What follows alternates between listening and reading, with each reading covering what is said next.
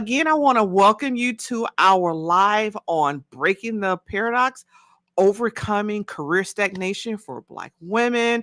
I am your host, Dr. Twanna Carter of TwannaCarter.com. And today we're going to be exploring some strategies here. And again, thank you so much for the comments down there.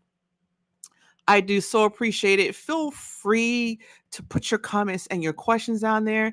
And so, specifically today, right, we're going to be talking about strategies to explore how to break out of that stale, boring career. Right? We don't want to be sitting at the job totally bored every single day. So, definitely want to get away from that. And so, let's go to our comments there.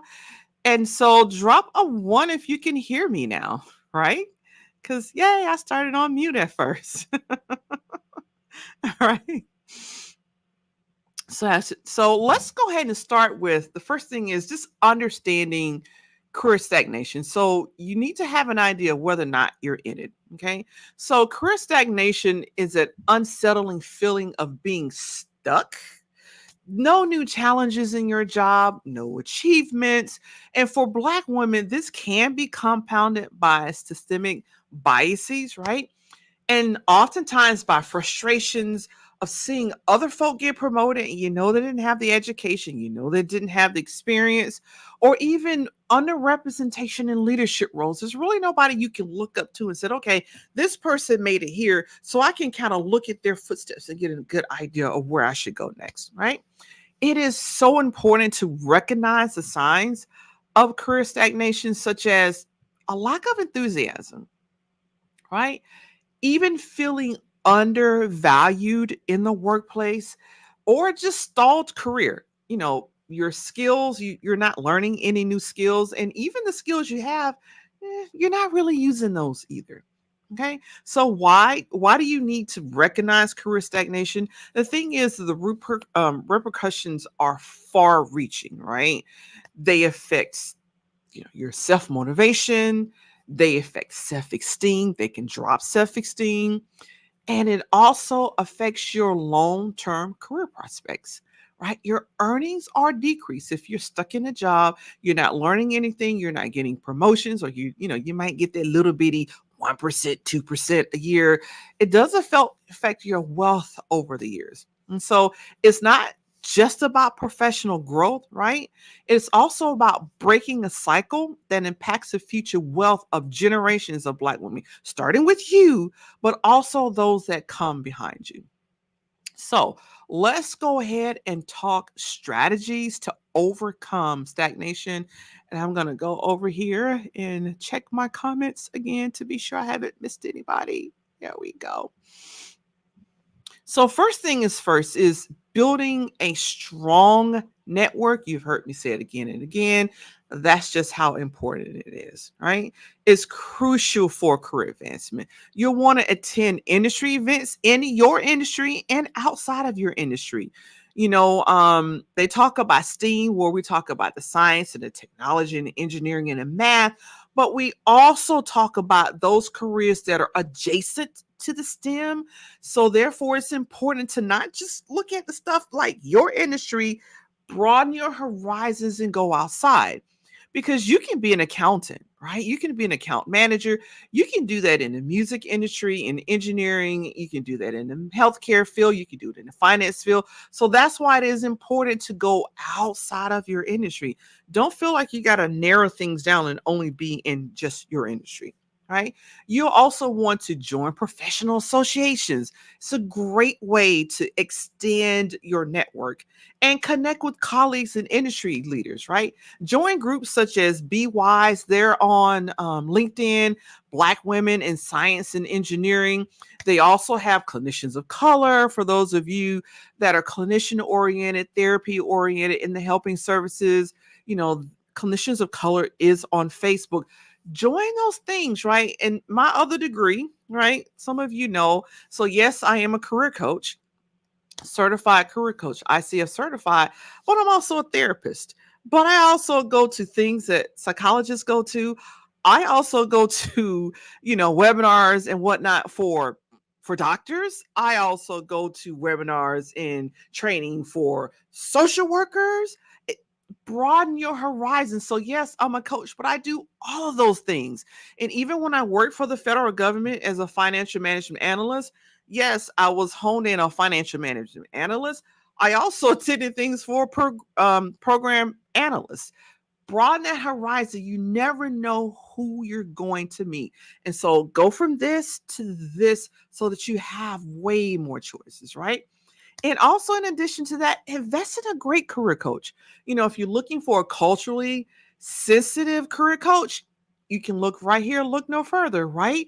And do also seek out mentorship. That's important as well. You want to seek out mentorships and sponsorships from experienced professionals who can really provide you guidance because they've walked the walk, they've talked the talk, and they've been down your road before. All right. And then they also, many of them are willing to share their experiences and to offer support to you to navigating those career challenges. And so make yourself a goal, right? Because it doesn't have to be like time consuming hours and hours a week, but like make yourself a goal. Have one or two informational interviews each quarter. Right. And if you don't know about informational interviews, I'll link you I'll give you a link. I'll put it in the descriptions and I'll also drop it in the comments. Informational interviews are a really great way to get information. That is it. You're not asking for a job. You're not asking anyone to be your mentor. You're not asking anyone to be your sponsor, but you're really getting down into their journey and asking them what their journey is like.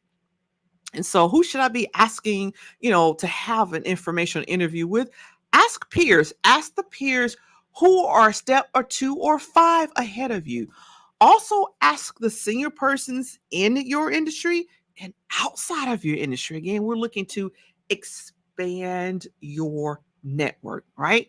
And one or two informational interviews a quarter isn't that bad. It's not even quite one a month. It's like out of the 4 months, you ask two, right? It's not that difficult. The next strategy, you'll want to stay updated with the latest industry trends and skills. And so I'm a lifelong learner. So I keep up with what goes on in the coaching field. I keep up what goes on in the anxiety management field. Of course, I do the career field. I also do the therapy field, the counseling. I am also a certified hypnotist. So I keep up with, I'm that person. I love learning, but that's the thing about it. Do what you got to do and what interests you. Like, you want to stay up to date on your skills. And you can go to online courses because I do those as well. You can attend workshops online or in person, as well as just pursue certifications in relevant fields that interest you, right? You never know when things will come in handy with that certification or that training or who you will meet while you're training. Okay. And this really demonstrates your commitment to professional growth. And then it again opens up new opportunities. You'll be surprised. You'll see things, I get calls like, hey, do you know someone who does this?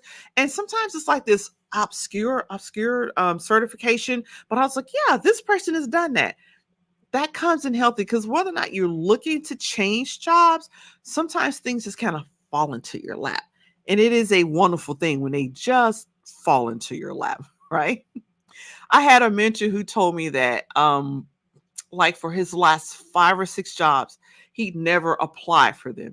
They all came to him. People that knew him and that knew his skill sets. They would say, hey, David, this person is looking for this, or this organization is looking for that.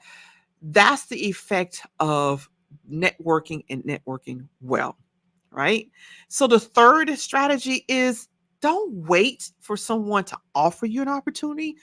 Go actively seek it. Seek out promotions, seek out roles, seek out information. Again, let's go back up to that networking. Seek out folks who you believe can help you as well. Understand how you can help them because networking is a two-way street. You're giving value first and then you're getting value, right? So again, don't wait for opportunities, actively seek them out. For instance, prepare a case for promotion, right? Don't just like wait, like, they got to promote me now because I've been here the longest. Don't do that. Make the case for it. Gather your data, right? do the, volunteer for exercises, or even consider a role. Consider changing your role into another industry. I spoke about before about accounting. All fields need accountants. It's not just like, oh, you can only be in the accounting field. No, across the board. Government agencies have accountants. Corporations have accountants, folks in the accounting field. Nonprofits have folks in the accounting field. So actively seek these things out. And that way, if you feel stagnated, you're getting new information that really helps to pull you out of that. So explore though opportunities that align with your passion and your skills. That's the thing about it. You don't, if there's some jobs that I would just never do. In certain industries, it's just not my thing. So don't pursue something that's not your thing. Do invest in these things that align with your passion and your skills. Invest in a good career coach if you can't figure out quite what that is. That is what we do well. Okay.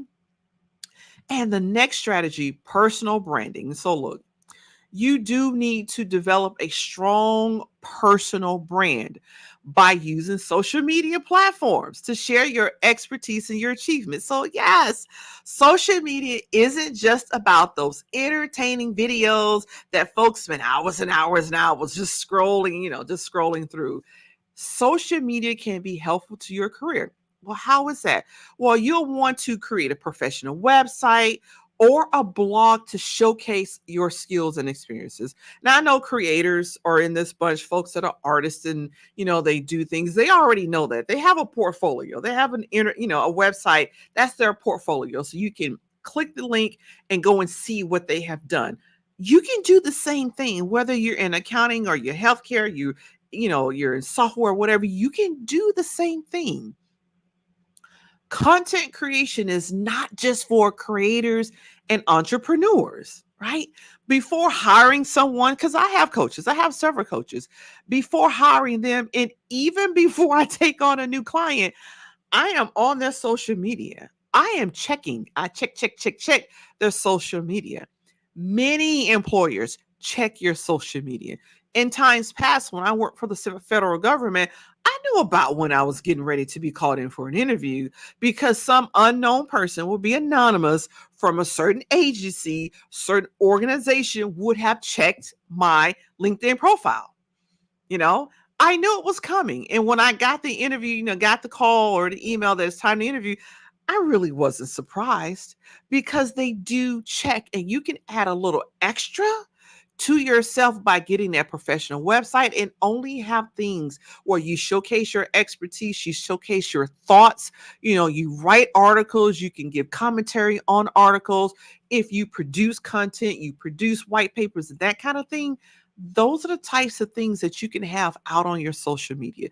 This will actually make you more visible to recruiters and potential employees. And it gets your name up in Google, right? If you Google my name out there, you'll see a ton of stuff, right? And just to give you a little hint, any photos that you do, videos that you do, anything you write, always title it and do an underscore in your name, right? That way, when anybody goes out to like do a research on your name, everything you've ever done pops up. Try it. You can go out and Google Twanna Carter, pop it in there. You can even go in your incognito tab, pop it in there, and you can see tons of things. If you do Twanna Carter in videos, you'll get all my videos. If you do Twanna Carter in photos, you'll get all my photos. That's a great way to have employers or recruiters find you easily. All right. It's easy peasy. It doesn't take that much to do. Okay. And so, also when we're talking about overcoming stagnation, do share your success stories, right? You want to foster self-advocacy, yes, but you also want to share with others so that the people that are just behind you have a pathway laid out. And the hope is that the people who are just ahead of you are doing the same thing. Go ahead and develop a strategic action plan. Now, if you're not sure where to start with that, okay, how to start a strategic career plan, well, you can start by viewing my YouTube video, Strategic Career Planning, How to Design a Career You Love. I will drop that in the comments for you as well as the description. You can listen, have your pen, take some good notes. It's not that difficult to do. right? Everything doesn't have to be difficult or hard. I want it to be easy for you. I want it to be simple and doable. Okay. And again, be sure to encourage and support one another to create an environment where Black women can thrive. Right? There's enough and tearing down out there.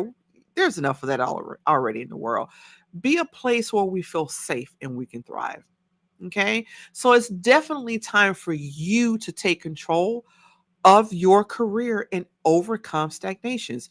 You know, overcome career stagnation, explore resources for career development, seek out those mentors and sponsors, and implement the strategies that we discussed today. Invest in a career coach. I had a client who was stuck in a bridge job for about 10 years. And for those of you who don't quite know what a bridge job is, sometimes you get laid off, things happen. You need to keep the lights on, pay the mortgage, feed your child, feed your kid, feed your children, feed your cat, feed your dog, whatever it is. So you get a bridge job. It's not the job you necessarily want, but it tides you over until you get the job that you want. You need a job, you get a job, bridge job. So she got stuck there about 10 years. It was not her intention, but stuff just happened. So it was really a huge stretch for her when she hired me as her career coach. But, you know, about 5 months later, when she landed that new job with an $80,000 raise, it was celebrate time. It was stretch time for 5 months. It was celebrate time. Think about it. Rather than being stagnant in her career, in her old job, she now receives an additional $800,000. Let me say that again. She receives an additional $800,000 over the next 10 years in her career. And that's not including benefits. The benefits are extra. We're not talking benefits, right? Definitely not talking benefits here. Right. And again, so being stuck in a job that you've outgrown, or even one that you're too afraid to leave really results in a huge loss of income. I know I've calculated mine over $700,000 at the very least. That's not including stock options, bonds, and benefits and all that kind of stuff, because I was stuck running around in a circle, not able to figure out where I needed to go, which is why I do what I do now, because I've been there. I've been afraid to leave a job. I've been in a job that I was way overqualified for, just afraid to take that step out and take that leap. So I get it. But it's a lot of money that you lose when you stay stuck, right?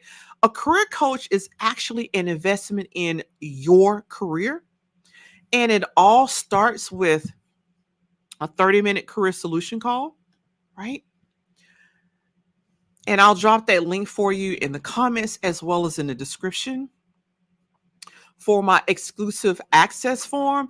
That exclusive access form asks for a little bit of information from you, like your name, your email address, your cell phone, so that I know a little bit about you, and also ask you to point me in a direction where you think you may want to go. And I know you won't necessarily know sometimes until we get together, but it kind of assists me up front. Then we'll set up that 30-minute career solution call. And if I'm absolutely certain that I can help you, I'll show you how to get started with that next step. It's just super simple, right? So thank you all for joining me. And for all of you who catch this on a replay, I am always so grateful for that. And remember that you have the power to overcome career stagnation. It's in your hands, literally in your hands, so that you can achieve your full potential. So stay motivated, seek support, keep pushing forward. And until next time, take care and keep striving for success. I'll see you on the next one.